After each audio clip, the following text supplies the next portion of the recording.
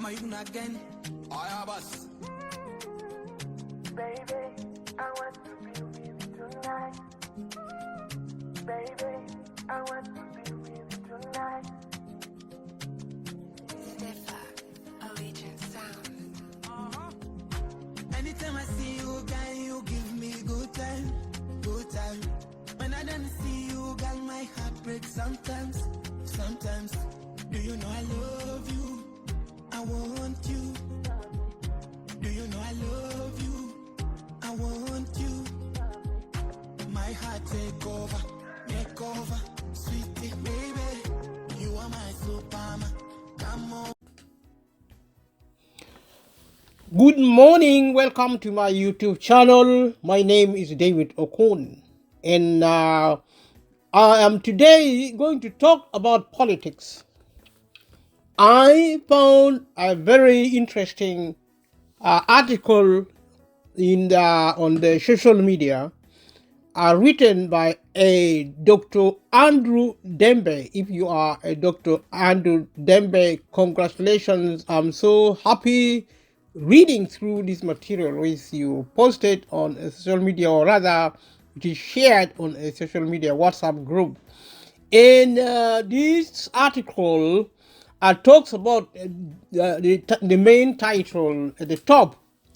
It talks about the concept, or rather the notion of Renaissance bourgeois, the Renaissance bourgeois of Renaissance Rome versus the first family of Uganda, the Museveni's family. President Museveni is the president of Uganda, and he came into power in 1986. He still rules Uganda today, and the system of democracy. And that's why I said we are going to talk about politics, and we will talk about different things, because once you mention politics, you're going to mention all sorts of things: society, economics, wealth, health, technology. You speak about everything. You talk about everything. You talk about power. You talk about rule. And you talk about leadership, if any. You talk about violence. You talk about peace and wars. Can pretty much talk about everything under the sun. When talking about politics, I'll leave a comment below. Welcome to my YouTube channel, David Okon. David Okon is the name of the YouTube channel. And we are a small project. And thank you so much, everybody who have been accessing our YouTube program.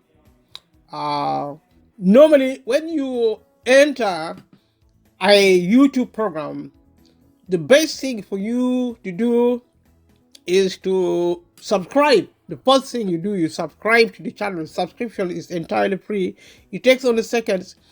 If you haven't subscribed before, if you have already subscribed, thank you so much. If you haven't subscribed, thank you so much. Leave a comment below, because it is by leaving a comment, you demonstrate your interest and your commitment to this channel, and also saying something about this particular video. And I've spoken about so many things. I've contextualized every subject I speak into politics or even culture in something I call development and also culture. A developmental economic and cultural economy. Leave a comment below if you are interested to learn more about developmental economy, cultural economy. Politics encompasses both, because it encompasses development and culture. And but the concept I raise into a cultural system does deal with educating values, teaching people how to respect themselves, to respect others. It sounds like a piece of moral learning, or enforcing education of morality, which is in part is true. Except this is to argue that when we think, so we become, and so if we choose to think one thing, we become that one thing. If we choose to think another thing, we become that other thing. my argument in favor of peace is that when we choose to be peaceful, then we achieve peace. Our minds is our estates, our intellectual estate, and it is as the most powerful infrastructure humanity has ever had.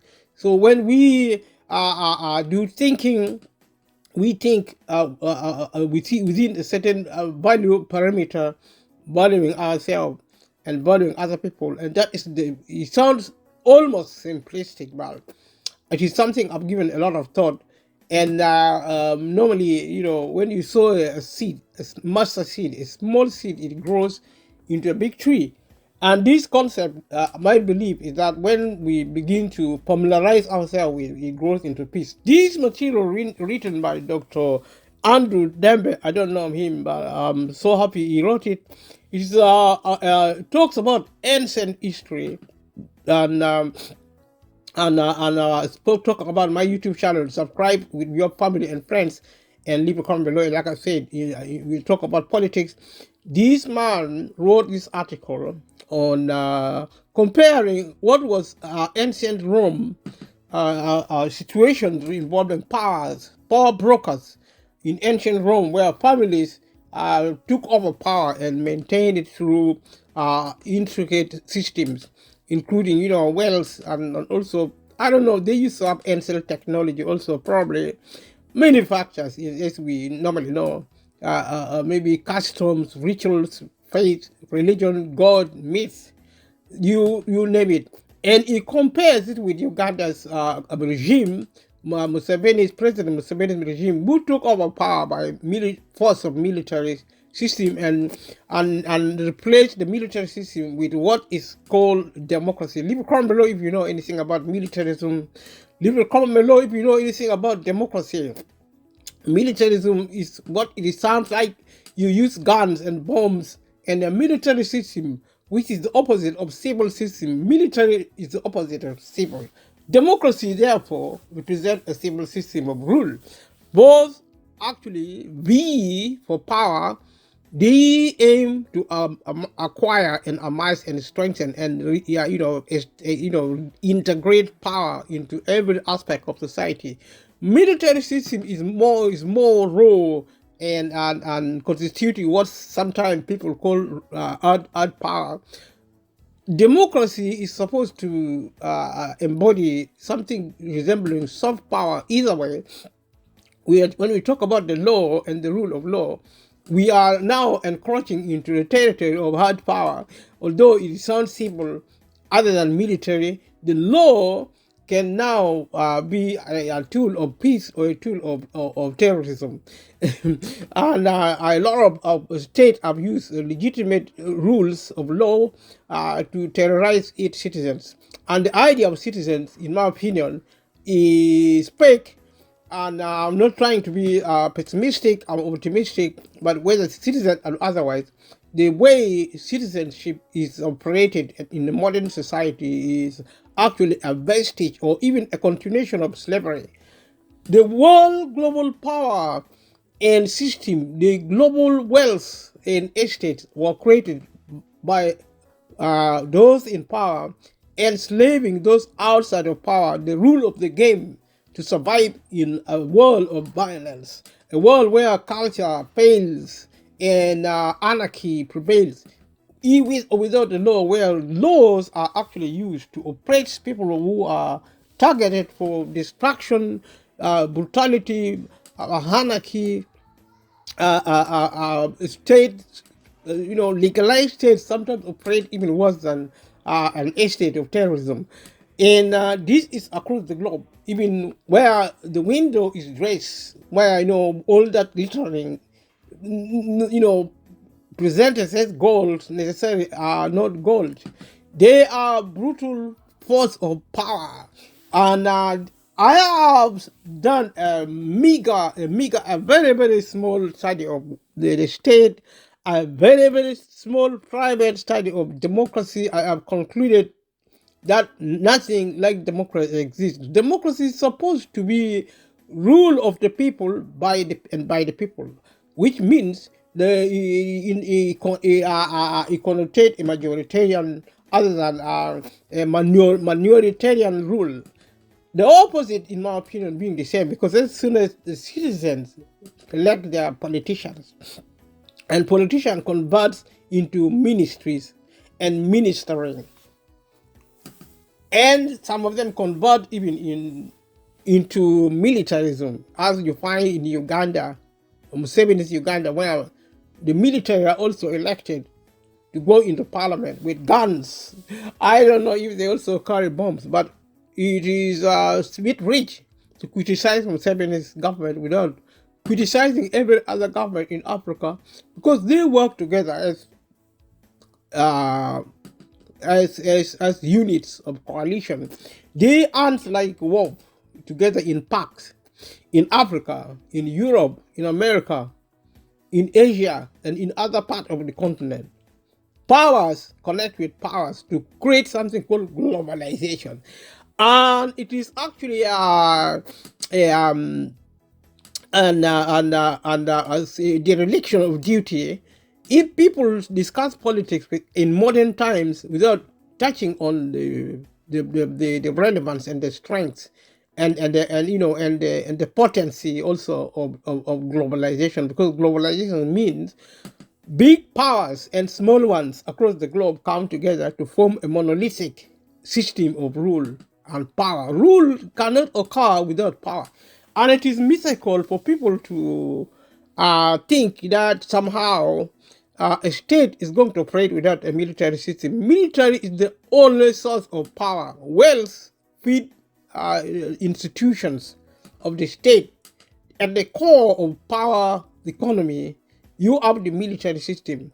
You see it in the United States of America, in Europe, in countries like Britain, where I live in the United Kingdom.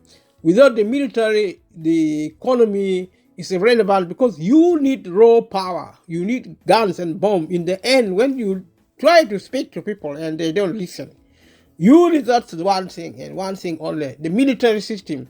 When you talk of the police, whether in the developed or in the developing countries, it is the same, because the police is an auxiliary of the military system. And today, even in the military, as in the original term of the word, we have the people we call what do we call them? We call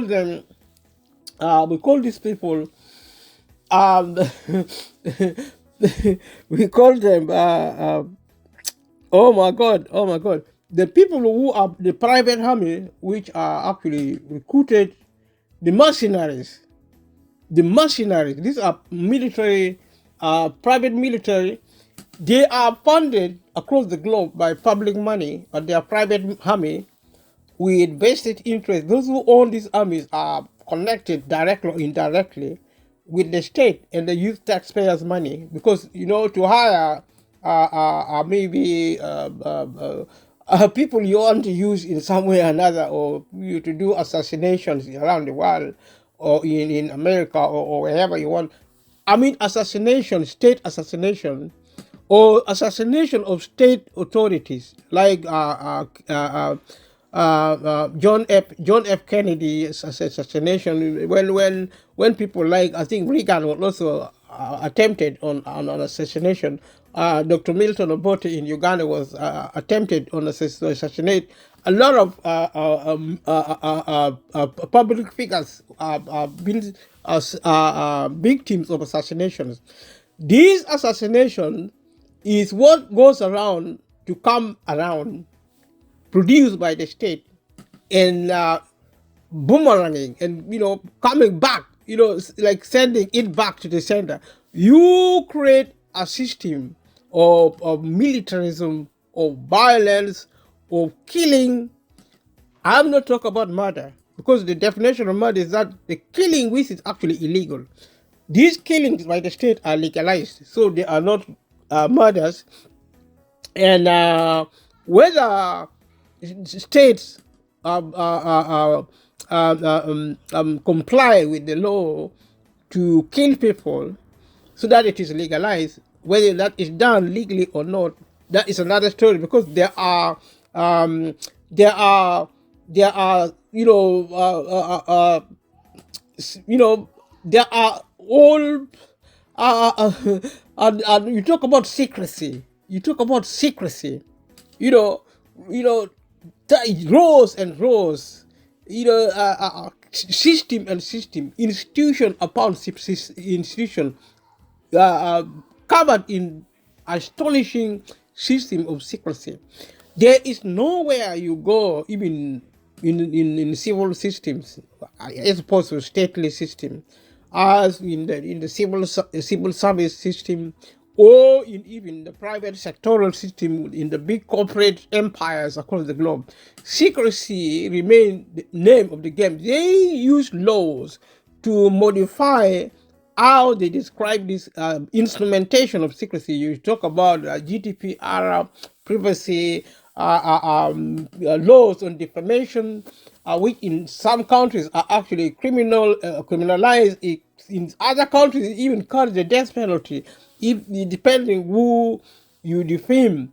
And these are some of the laws of the state which are actually um, um, you could say weaponized by people in power, at the tip of power, exercising almost absolute authority. In our country here in Britain, I believe the royal family are extremely powerful because they are so rich and they are connected.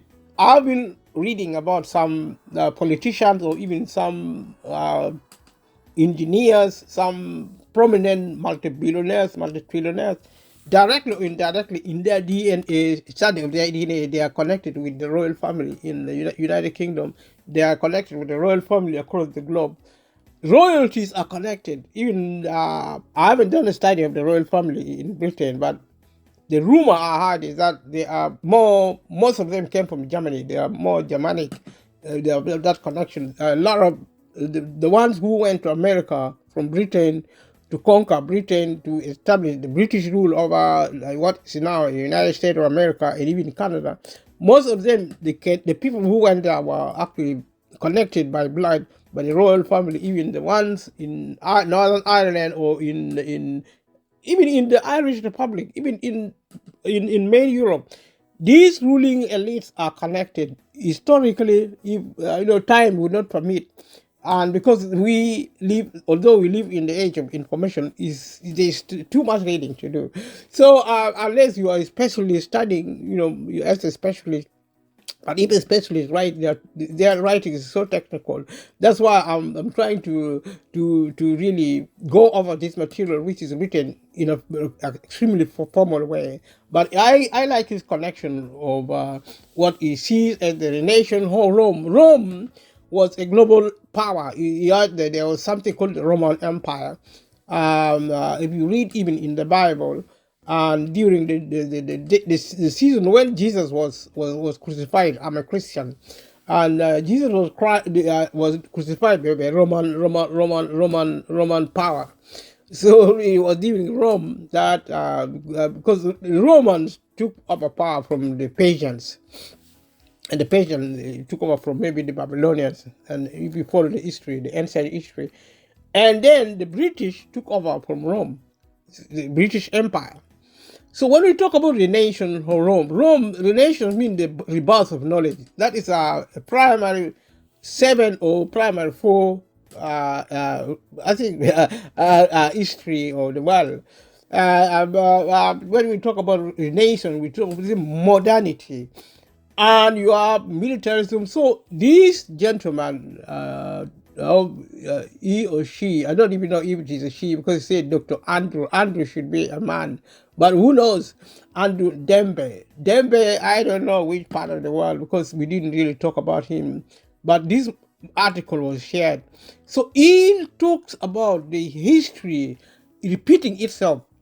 and and also it talks about the history, though repeating itself, it changes its color in what it describes as uniforms, and and probably uniform is an elimination of what you see in any militarism, where we see where power passes freely through the military infrastructure, military system. That's found in Uganda, and it is so difficult to find a civil system in Uganda since Museveni came into power, because of the military general who took over power by force of arms and introduced a system of democracy with a lot of complaint. Every time there's an election, there is always chaos in Uganda. Uganda in East Africa. There's complaining about rigging election, and the history of Ugandan election has always been in Africa, anywhere in Africa, and now even in America. When Al Gore stood against George W. Bush Jr., there was an accusation of election being rigged, and the matter went to the court in America, and the court ruled in favor of the Republican under George Bush Jr. And so the matter was settled, America being a big country with a lot of civil infrastructure. But civil or military, these distinctions are artificial. Stay tuned, continue watching. Thank you so much.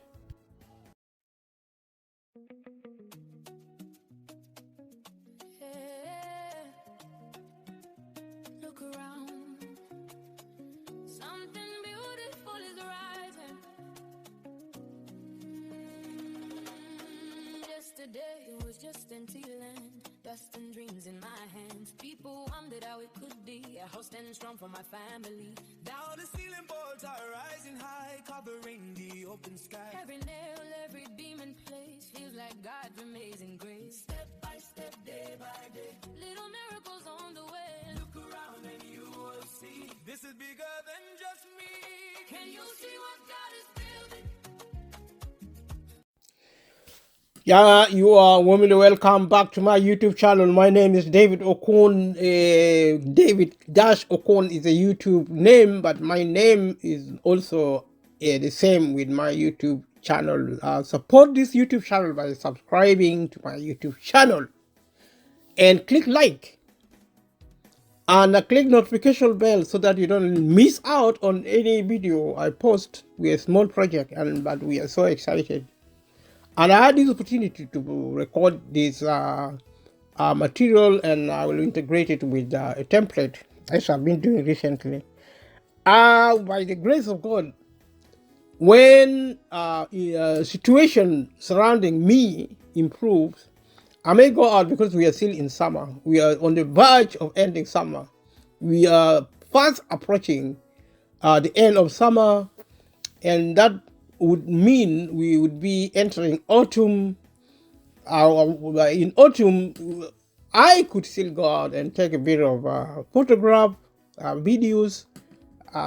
Pray for me, because I face so many situations, and sometimes I struggle to be mobile. So I now take most of my videos sedentarily, sitting down, which are grown accustomed to.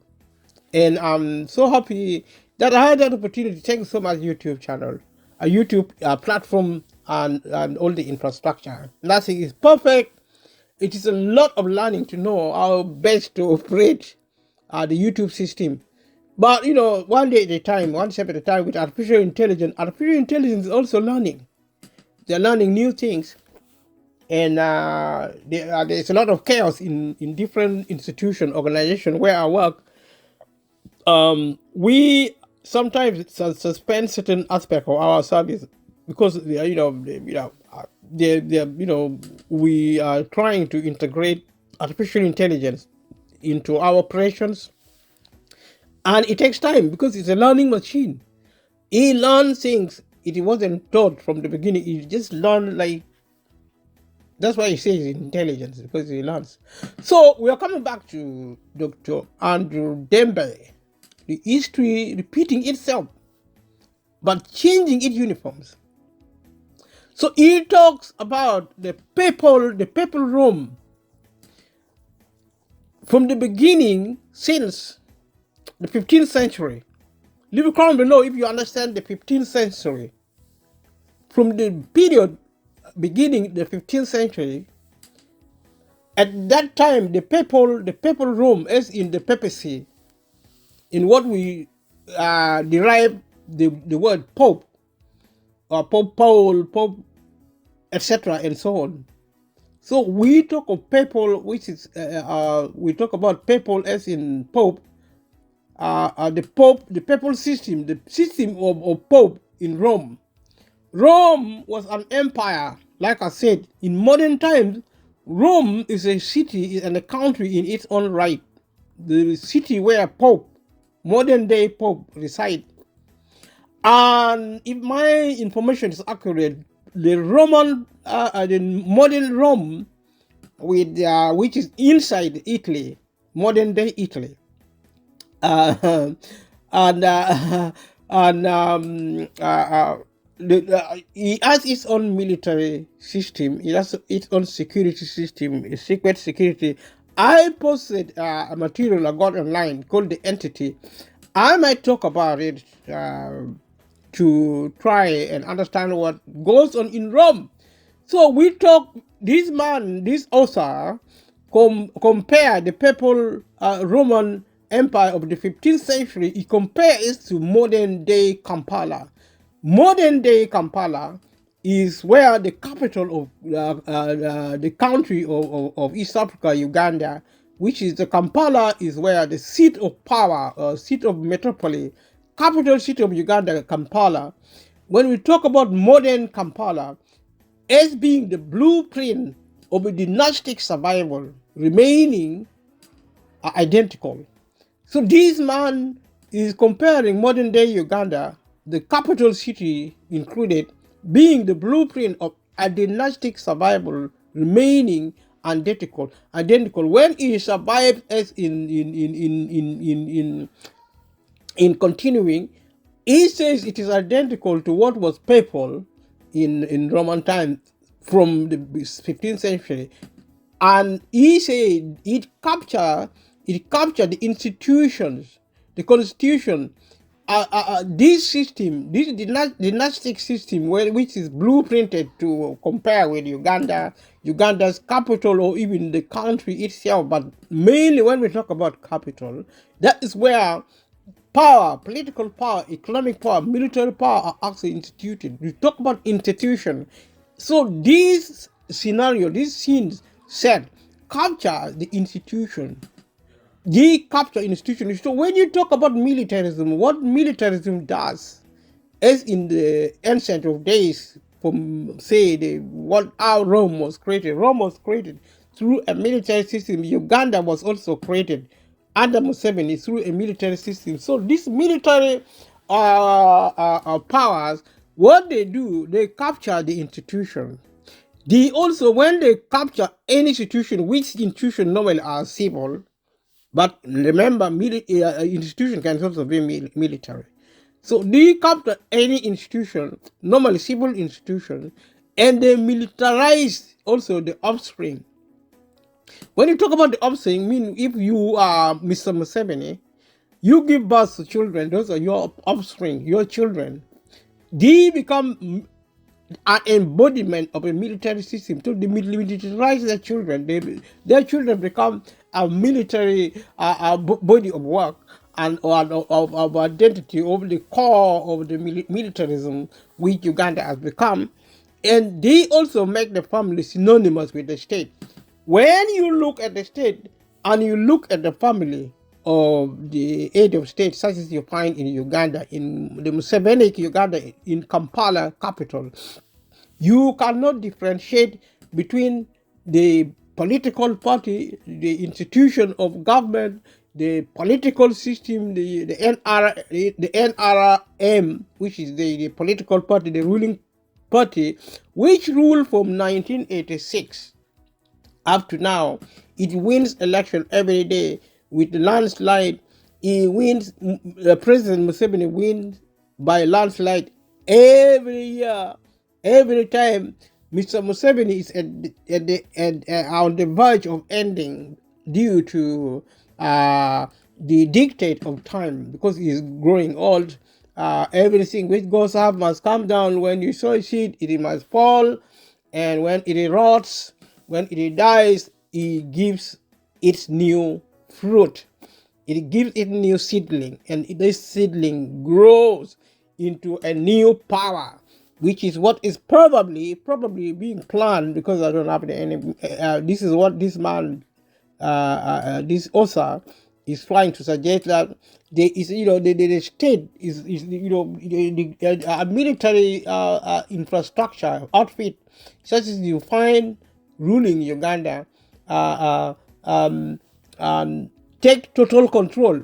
So when he says when power is hoarded by a single bloodline masquerading as a republic, the state ceases to be a commonwealth.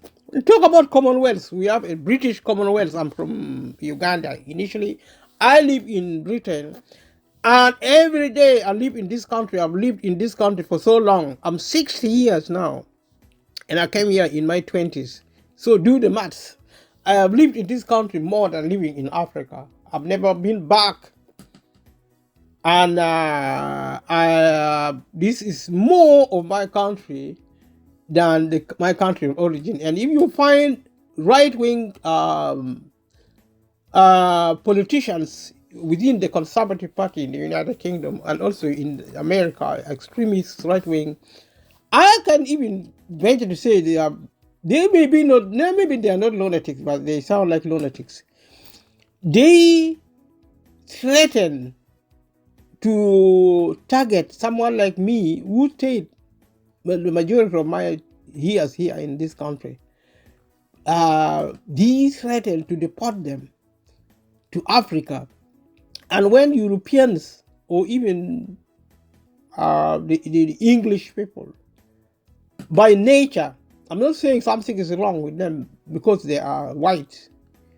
When white countries talk about immigration, they talk about black countries. They will talk about black people. Racism is about, in a white country, racism is about racism against black people in the first place. Racism in a black country, like in Africa, is racism against white people in the first place. It doesn't mean there is no racism within a continent or even countries in Africa. There are racism everywhere. They don't just say it because they want to be diplomatic and keep the peace. And I have no argument with that. But sometimes, once in a while, we need to really face the real world. There is no problem of immigration in the United Kingdom or in America. The problem in these countries is that they privatize the economy.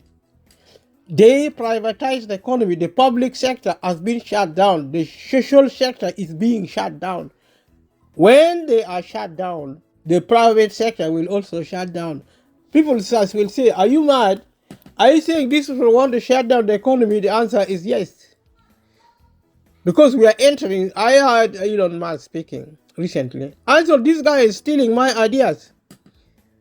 And if I say Elon Musk is stealing my ideas, people will just laugh at me. That guy is a multi-trillionaire. He's not even a billionaire anymore. He has gone past billionaire. He's a trillionaire. He is so clever. He talks like an artificial intelligent robot. An artificially intelligently driven robot. That's how Elon Musk speaks. I really admire him because he works so hard to learn knowledge, to acquire knowledge, and to put his knowledge into practical operation to build things. And that is to be respectable, because if you work hard, you succeed. But, and it's a big but, if you are already a multi-trillionaire, you have to start thinking of solving problems in the world before you start going to solve problems into space. What is Elon Musk looking for into space? Into space? I'm not saying mankind should not do exploration, because they are creators.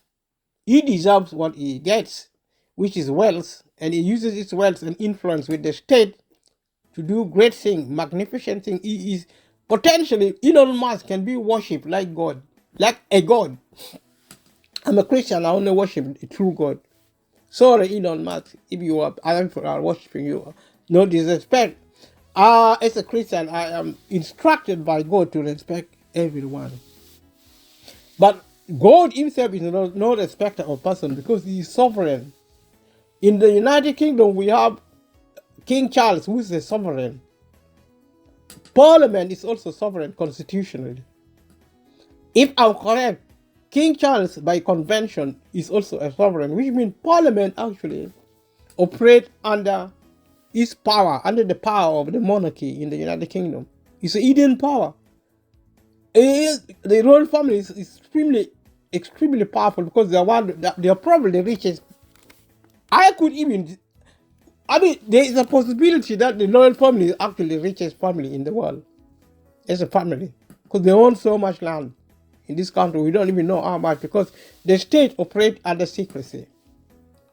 They operate as secret entities, and it is necessary. It's a necessity because if you don't really protect your secrets, there's a big security breach, and you can run a country like that. These people are actually under a lot of responsibility, a lot of duty.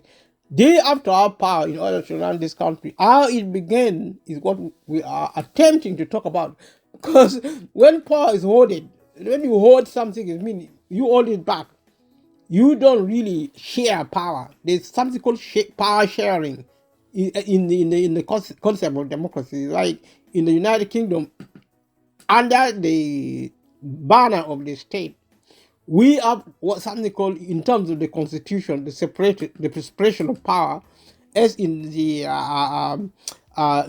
legislature, the executive, and also the legal infrastructure. So when you talk about the law and the courts and all these systems, they are supposed to be independent of the government. The government is actually the executive and also what you call the legislature, which is parliament. Parliament is in the House of Commons, which is the main elected body of democracy, and also the House of Lords, which are the House of Peers. These institutions of lawmaking, so to speak, are sovereign. Parliament is sovereign, which means it connects directly to the monarchy, to the monarchs, which is also sovereign. Everything in Britain is conducted under the royal family, which is, in my opinion, one of the most powerful constitutional figures on earth. If for nothing, then because of the power of the wealth they control in this country. And because of secrecy, sometimes under laws such as the Official Secret Act, there are certain things which should not be revealed by law. So you don't invite the King of England to be interviewed to say things which he has the right or even the obligation not to share with members of the public because it's secret. They have to keep secrets to maintain power, to protect this country. Whether people are going to be protected, it depends also for how long. Because everything which goes up will ultimately go down. The global economic and the political system and all the other systems associated with, as in institutions and also in power units, will, having gone up, one day it will come down. And that's why I am saying the economy is being closed down.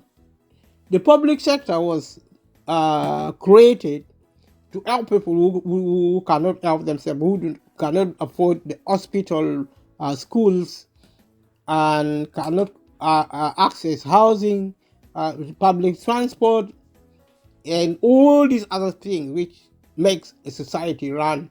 The reason the welfare state was created, in my opinion, was to support trade and industry. Trade and industry, in my opinion, also is owned by the people who are in power, the lead, the ruling class, people who are connected as families and friends here in the United Kingdom, here in Europe, in America, and across the globe. So it is not coincidental that in ancient Rome, this system already was created. You know, Rome was inherited by the United Kingdom. So the system which existed in Rome is the one being used to drive power and economy and every aspect of society in Britain.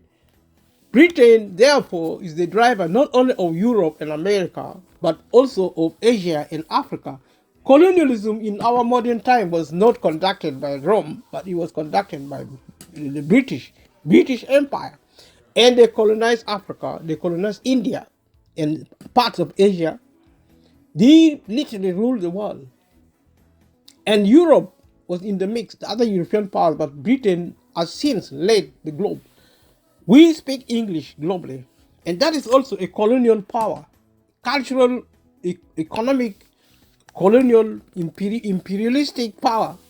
So we talk about cultural imperialism still occurring today, and people are doing it willingly, and that's the power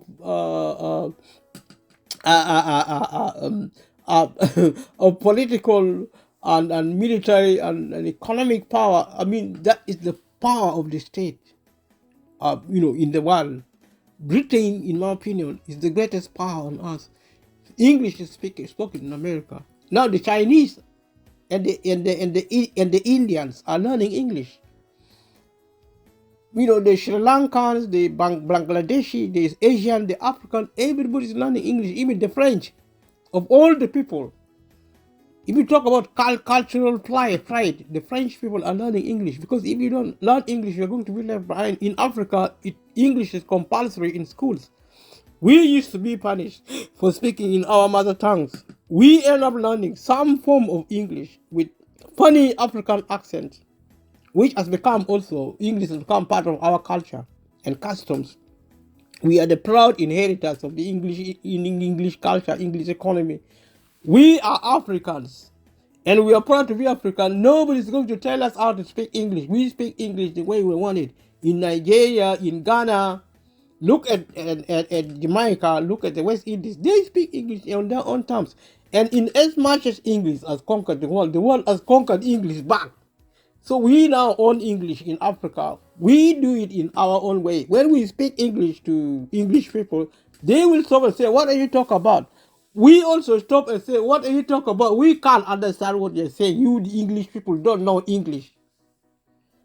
We face the English. Say, what kind of English are you speaking? We are the English people. We are Africans. We speak English also. You took it to us. We didn't bring it to you. We didn't bring our language to you. So why are you bothering us? We are talking about the British Commonwealth. Okay? And the British Commonwealth has never been common when it comes to certain countries, like continents in Africa, for example. I don't know, also maybe in India. The Commonwealth now applies if you are rich. If you are a poor person and you are English, you're going to be evicted from England by the state. Because you see, the culture of power is contagious.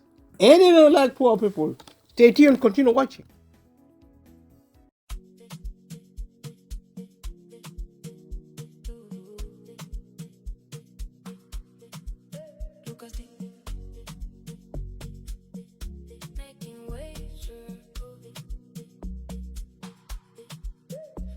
Right here, making big waves. Kijana mdogo, changing the game. Big dreams, big vision, shining so bright. Wisdom ya ajabu, ndani ya moyo wake. Billionaire making, Mungu ambariki. Young boy with a heart so pure. Pole, pole, step by step. I can't delay, never looking back. Mom and dad smile with pride. The whole world is standing by his side. Lucas D, making big waves. Kijana mdogo, destined for greatness. Welcome to my YouTube channel. My name is David Okon. Thank you so much for your support. We have been talking about modern economy, modern politics. We are talking about Commonwealth. We talk about, for example, British Commonwealth, which I have suggested is only common if you are actually a very uncommon person. Uncommon person is somebody like Elon Musk. Jeff Bezos, maybe it's Richard Branson, these are Alan Lord Sugar. These are multi-billionaires. Elon Musk is now a multi-trillionaire. These are actually very uncommon people who enjoys the commonwealth of the world. In Britain, the royal family are very uncommon in terms of possession. Rishi Sunak, former Prime Minister of Britain, is worth in excess of $400 million. He is very uncommon in his possession of wealth, and he is the one who is included in the British Commonwealth or in any Commonwealth. For example, if you are a state ruler in Africa, or whether you are a dictator or a Democrat, I have never thought there is any democracy in Africa anyway. But who am I to say? If they say there is democracy in Africa, why should I say there is no democracy in Africa? Well, if I even sometimes wonder if there is democracy anywhere at all, why should I even bother? If there is democracy, if you think there is democracy in the world, leave a comment below, let me know. And let us have a discussion. Let us, subscribe to my YouTube channel. And let me know what you think about this topic. This is politics. I rarely discuss politics. If I do, I connect it with the cost of living crisis, which I've spoken. I just said recently, right now, before taking a break, coming back now, I said, in a modern world, if you want to be included in society, be rich, be super, super, super rich, and then you're going to access power such as never before. And if you're a trillionaire like Elon Musk, my goodness, you border on being a god. If you are not yourself a god in the eyes of many people, even the poor people will bow down and worship you. If you ask for money from poor people, they will raise millions and billions to give to Elon Musk, who is a trillionaire. I'm a Christian, and the Bible says if you give your money to poor people, if you are poor and you give your money to rich people, you are going to remain poor. I don't know. Sorry, leave a comment below if you think you shouldn't give money to super, super, super rich. If you don't give them money, they take it by force. The system is designed to take money from poor people and give it to the rich through the market system. If you named it differently, you would have done the same thing. Whatever system you design, the market is so effective in taking money from the very, very, very poor and giving it to the rich through taxation and through borrowing. Borrowing and taxation are the same. They are brothers and sisters, maybe cousins. Leave a comment below what do you know about taxation, what do you know about borrowing and lending. The Bible said, neither shall be a borrower nor a lender. In a modern world, if you're a lender, if you're a borrower, you're going to lose. It doesn't matter how rich you think you are. There will come a time that the edifice of wealth you build will collapse. That is the manner of building. Everything which goes up must come down. The global empire will one day collapse with a third. The people who may or may not know it should know it. We are talking about ancient Rome. From the author who wrote this material, if you watch the beginning of my video, I'm talking about it, and he talked about power being hoarded by a single bloodline. A bloodline means a family and their offspring. We have it in the royal family here. They own nearly 50% of Britain. People who do a study of official figures will tell me off.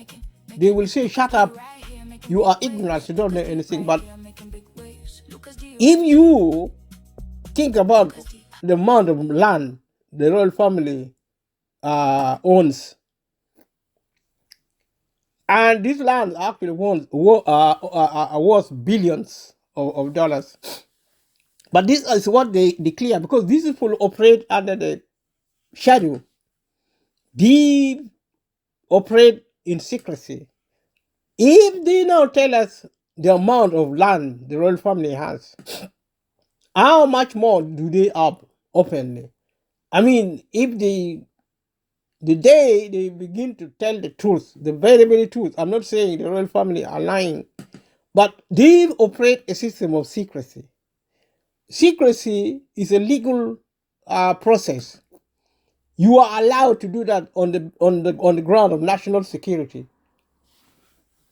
So it is lawful to operate a system of secrecy, and therefore, do you take that into account in everything the state does, including wealth, the wealth declared and the wealth which is hidden?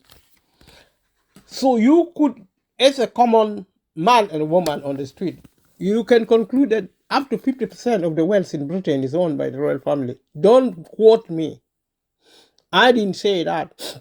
That is what I think, because I really don't know. Leave a comment below if you think like I think or like I don't think. The royal family, nevertheless, are, in my opinion, the richest in this country. One of the richest families on earth, and they are worshipped. I've never seen any member of the royal family face to face. I one day was driving in central London. I just, I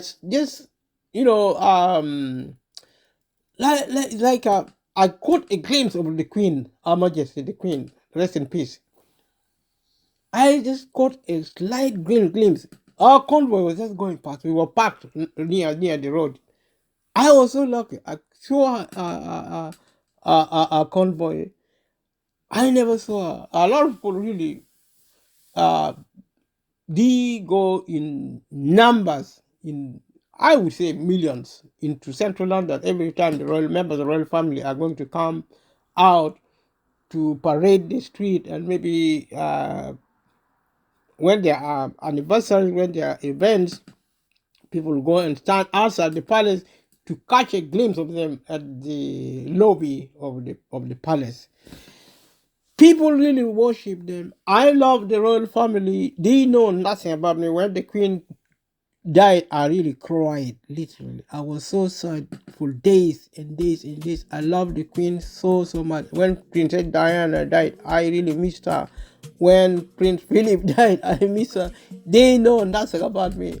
And this country is now planning to start deporting immigrants. They started with illegal immigrants. Now they're thinking of deporting immigrants. Immigrants is not the problem. It is an excuse. Because you see, there is nothing the government has for the people of this country unless they begin to change the system. They can still change the system. They can still nationalize the economy in Britain. But you see, Britain is almost unable to act alone, because he has to act with the Europeans, with the Americans, with the Canadians, with the South Americans, with Europe and Africa, because privatization is global. Somebody thought it out to privatize the global economy. And these are actually right-wing politicians, political allies, right-wing political allies across the globe. In the conservative, there is an extremist, including Nigel Farage, and something called Reform UK. Reform UK, if I'm correct, has its origin in something called the BNP, British National Party. They were banned from this country because they were so extreme. I think a collection of those people formed what became the Brexit Party. The Brexit Party formed what is called UKIP. UKIP is a campaign to oppose the European Union. So the UKIP Party gave birth to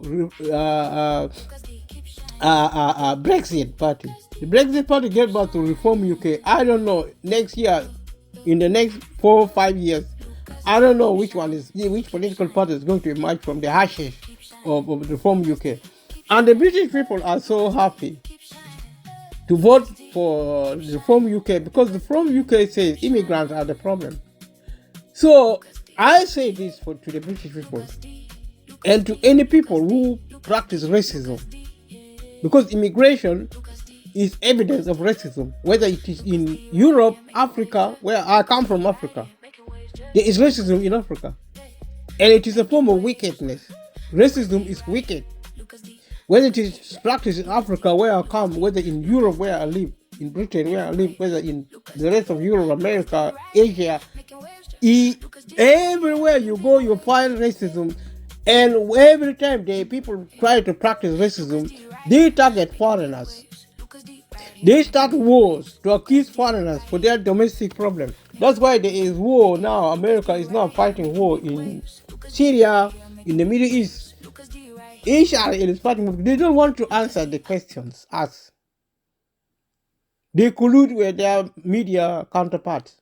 They don't want to answer the problem to do with capitalism. Capitalism created the market system. The market system sold over the country to the super rich. So Britain no longer has any country. They never did, even when the government pretended to have the public sector. This country was owned by the few who are elite, who took it by force from the people of this world. It is everywhere. If you run away from Britain into Europe, if you run away from Europe into Africa, you meet them. They are there. They are a coalition of power brokers in the world. They run the world for richer or for poorer, for better or for worse. This is the reality. We need to deal with it because this is our world. We are not going to walk away quietly. We are the people of the world. There are a lot of violent people who are in power. We are going to remove them and replace them by people who are peaceful. We don't care about power. Power, anything is good. Anything we create is good as long as we use it peacefully. So we are going to replace the people who are evil, who are trying to stir up racial hatred in Britain or in Africa or everywhere. They are the same. They may have black people in Africa, they may have brown people in Asia or white people in wherever they live. They are the same. They are wicked. These are rotten apples. We are going to remove them from power. And who are we? We are the people who are on the side of humanity. We are supposed to be on the side of the people. I'm not saying everybody who is a politician is evil. There are people who are so powerful and are so evil. We need to remove them from power now and start running the country by good people. Unfortunately, we don't have a system which is effective to remove them, but we will succeed. We will remove them and bring peace. The reason we don't have peace now because these wicked people are running power. Disproportionately, they are in power now. We don't know who they are. Don't mention any name because we don't know who they are. The King Charles may be a saint because he is a member of the royal family. We cannot, and he has power. We cannot accuse him of being a wicked man.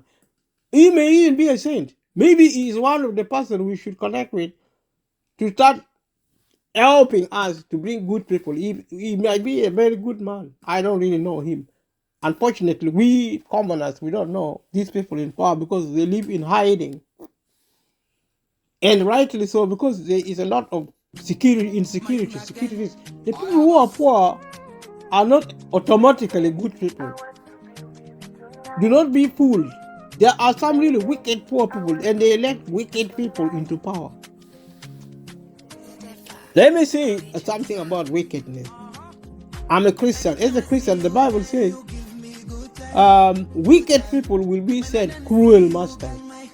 If you see cruel politicians being elected by wicked people, know that it was written in the Bible. This is a Christian country.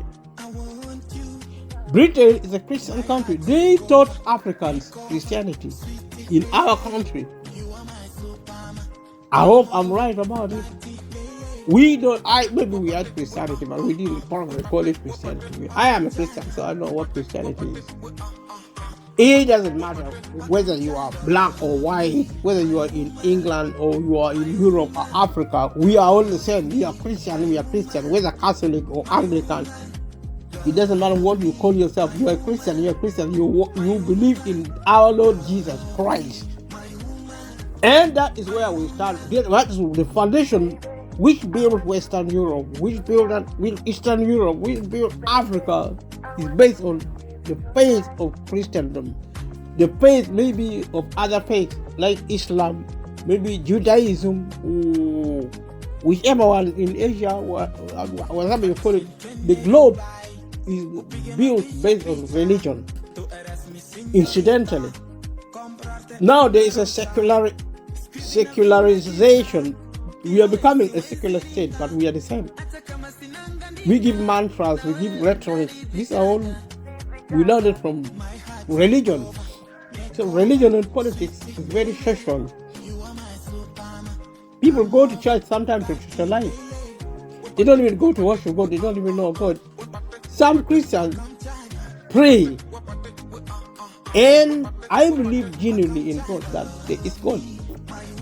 I believe if you talk to God, God will begin to answer your prayer. He may not answer your prayer for 5 or 2 or 3 or 4 or 5 years. The Bible says, pray without ceasing. Meditate upon the word of the Lord day and the word of the Lord, which is the Bible, the word of God, day and night. The rest, leave a comment below. If you're a Christian, talk to me. Let us understand what we need to know. We need peace. Also, when I insist on reading material like this, I got peace in my mind, because we need to know the genesis, where everything began. And they're the same everywhere. They are replicated all over the world. And we are going to have peace, because we are the people, we have the last say. If you are wizards and witches, pack your bags and go now. Well, it doesn't matter how rich or poor you are. I'm not a rich person. I'm not against the rich, because rich people are supposed to build our world. And I wish them all the good fortunes. But I will fight wickedness, human wrong. Even if in my thoughts, I don't have to open my mind, I just fight them mentally. I concentrate on being a good person, on all the good elements of life. I focus on it, and my behavior will begin to influence others. You don't need to fight. You just have to use your mind. You concentrate and meditate upon goodness. We are good people. We are humans. Good people look after one another. They respect authorities. They respect their leaders. That is the meaning of being a good citizen, a good first person. There is violence, but we are going to stop it. We will bring peace, because we are the people. You say, who do you think you are? I'm a human being. What was the last time? Did I tell you I'm an alien? The last time I looked at myself, I was a human being. I have rights. Moral rights, spiritual rights, legal rights. You call it whatever right you talk about, I have rights. So does every billion and billions and billion people on the earth. They have right with their children. I don't know about animals, I don't know about trees, I don't know about nature, but we have to really use our human right to protect the environment. That is our duty. When I talk about material like this, my debate, my argument is for peace. Do you think I'm talking about war? Because there is war, there is peace. I don't know how people can be so violent, so cruel, murdering, killing people. People are dying. So many people are dying. How are you going to bring peace like that? Can we stop and talk other than shooting each other? Now we have drones. Now we have autonomous vehicles. Now we have artificial intelligence. We are going to build robotics. I saw on the news, maybe, I don't know if on the proper news, I saw it on the social media, I don't know if it is true or not, that the Chinese built a robot which was faster than Usain Bolt. Leave a comment if you watch that. I think I saw it on social media. Sometimes social media is just so cool, because you don't know whether you're talking about the truth or not. Leave a comment and stay tuned.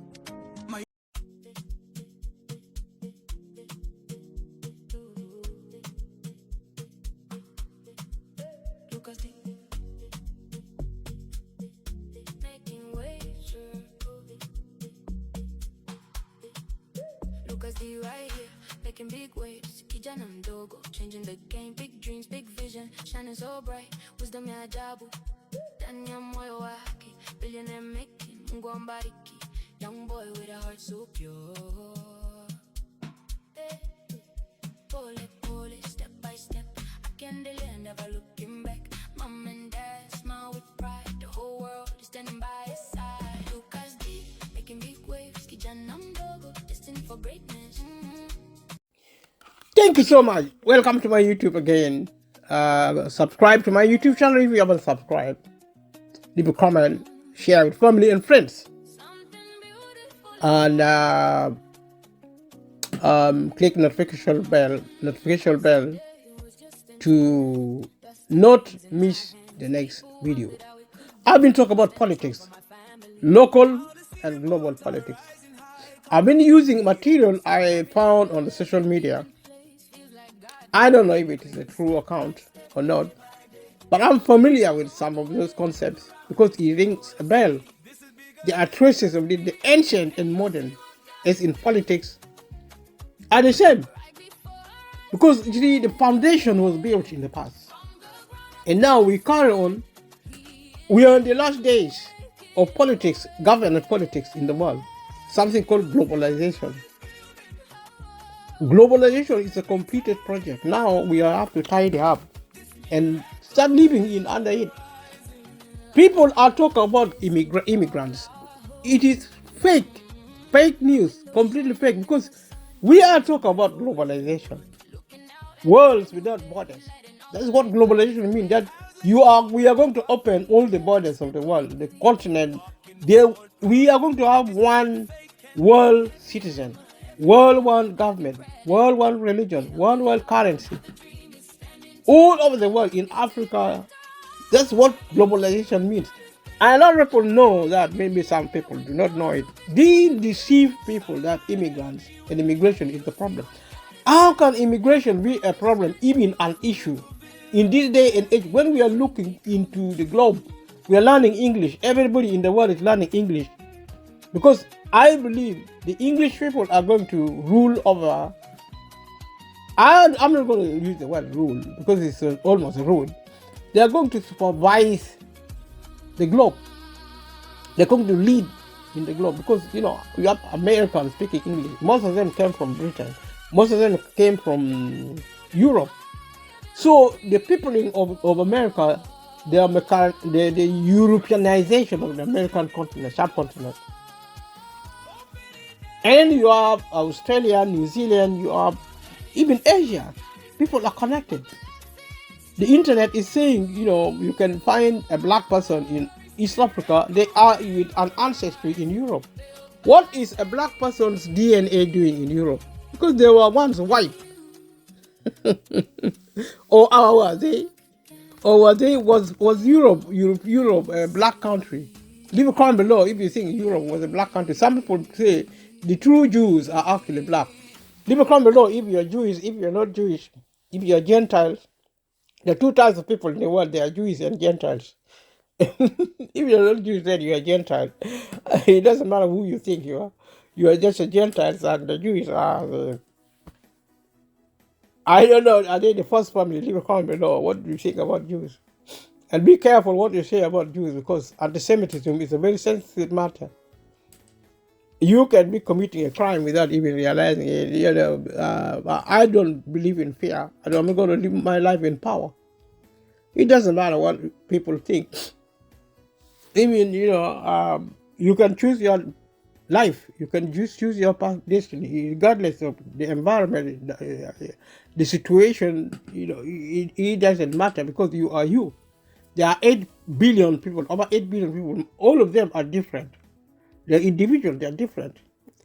We have commonality in humanity, but we celebrate our individuality. So I chose to live my life in power, with or without power, in the conventional sense. You believe, so you become. So I've been saying we are going to believe in peace, and we are going to achieve peace. I've been talking using this material to kind of illustrate the facts or the truth of our politics and government. and power. You watch the rest of the video, talk at random in a typical manner because I just want to discuss power in a way which people understand in the ordinary sense. In the common language. I mean, you pay attention, you know what I'm talking about, because people think power is this and that, the police, the military, or money, or yes, those are indicators of power, but real power comes from people's power. I'm not talking about Bobby Wine or whoever the guy who tried to stand to be president in Uganda. I wish him well. I wish him well. I wish President Museveni well. I wish General Muhuzi well. The new bishop, the daughter of Museveni. I wish the first family of Uganda well. And this man who wrote this article was trying to compare Museveni's government with the ancient Rome. I'm going to read again. It says, when power is hoarded by a single bloodline masquerading as a republic, the state ceases to be a commonwealth. We talk about the commonwealth. Commonwealth means the wealth belongs to everyone. Uganda and the wealth in Uganda is common to the commoners, ordinary people like me and you. So the man, this author continues to say, the wealth, therefore, it becomes a private family estate where public offices, national budgets, and military ranks are distributed like wedding favors. This is his word. So we are talking about bloodlines. You talk about family. You talk about public assets, public estates becoming a private estate. You take what is public and make it private. Does it sound familiar in America, in Europe, or even in the United Kingdom? Does it sound like the royal family? Because, they hide behind the public and they own this land. You cannot go into this land. It is their land. It belongs to the royal family. They are keeping it they probably started keeping it for the public. Now it is theirs. It's a crown land now. I can't go there. If you can't go there, unless you are allowed, is it the same with what was ancient Rome? Is it the same with what Museveni is doing? Is it the same with America, Donald Trump in the White House, and the power and the estate of America is almost owned by the president of America and the first family of America? They enjoy the protection of the Secret Service, even in the UK. Are we envious? Maybe we are not.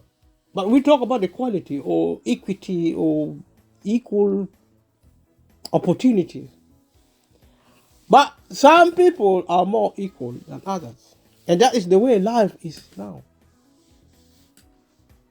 When we talk about commonwealth, it is not common really. It is the wealth become uncommon because certain families own it on behalf of, allegedly on behalf of the citizen. But why don't we own our own land?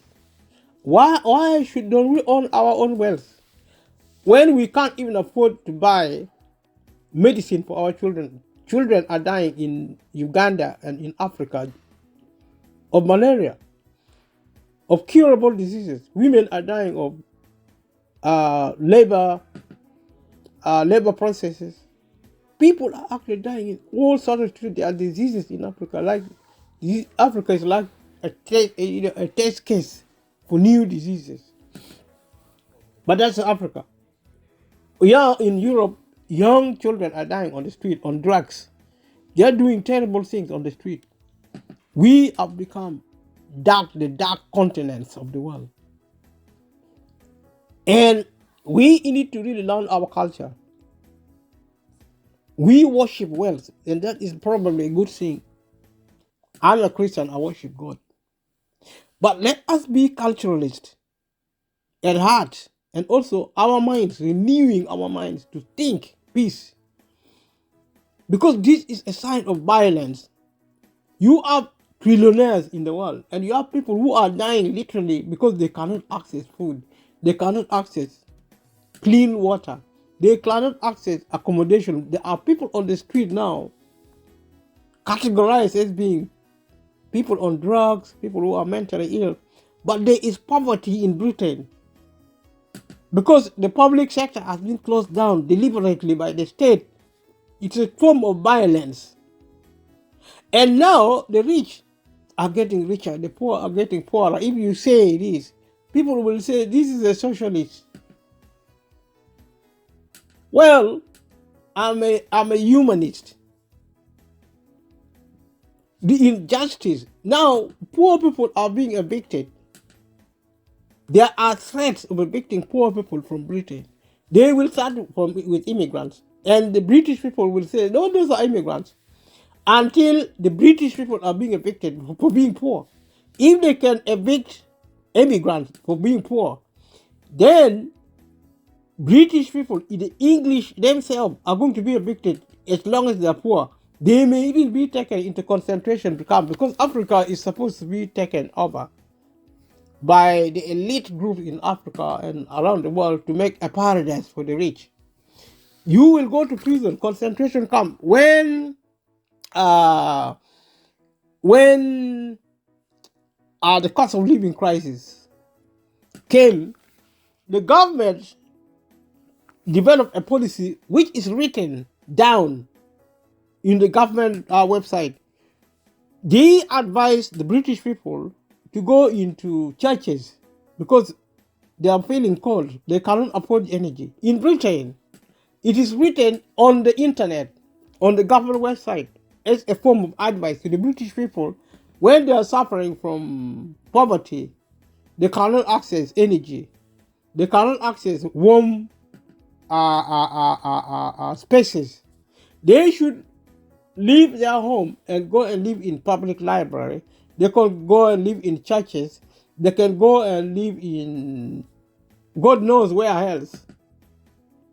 And in town halls. And this is just as recently as a few years ago. And this is not the direction the state is leading people or misleading people. And we are sitting here and saying the immigrants are the problem.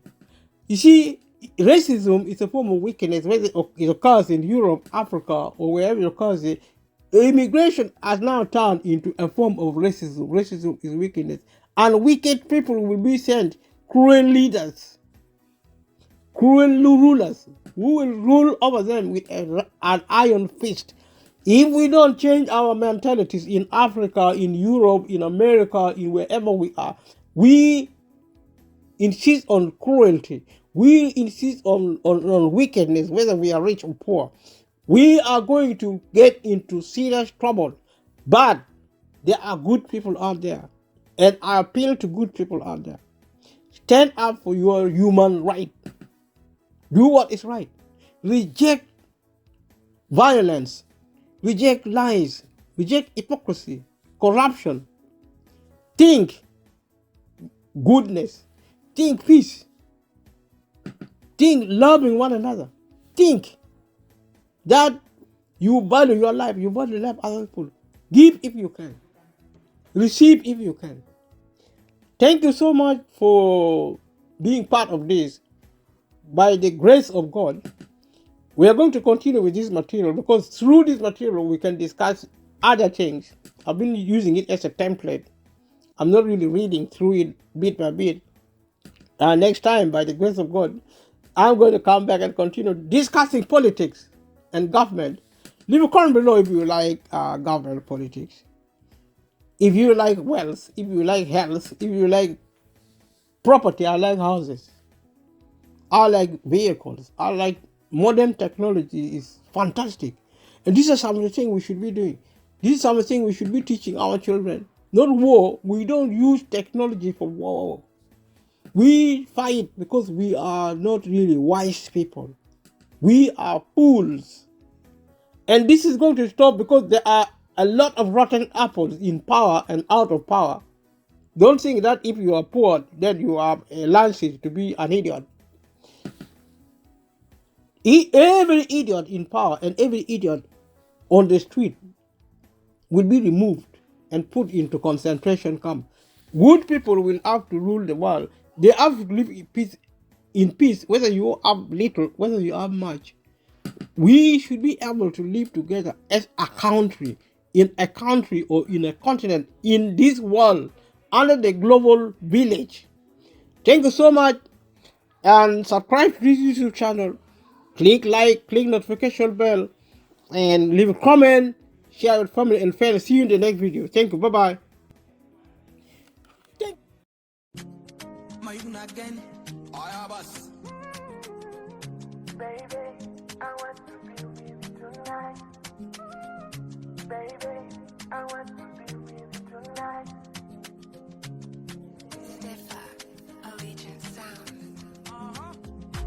Anytime I see you, girl, you give me good time, good time. When I don't see you, girl, my heart breaks sometimes, sometimes. Do you know I love you? I want you. Do you know I love you? I want you. My heart take over, sweetie baby. You are my superman. Come over, party, baby. I come China.